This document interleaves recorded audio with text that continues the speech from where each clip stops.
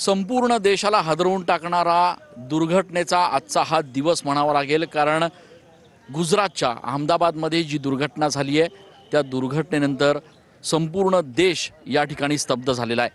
Take off झाल्यानंतर काही क्षणात काही सेकंदात या ठिकाणी कोसळलं आणि ते कोसळलं ते पुढे असलेल्या मेघानीनगर परिसरात।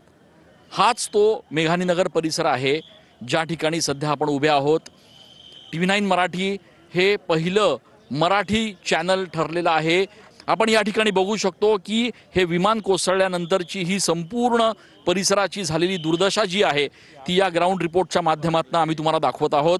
मेघानीनगरचा हा संपूर्ण परिसर ज्या ठिकाणी हे विमान कोसळलं त्या ठिकाणी आता फक्त धुराचे लोळ आणि जळालेल्या गोष्टींचे अवशेष जे आहेत ते बघायला मिळत आहेत।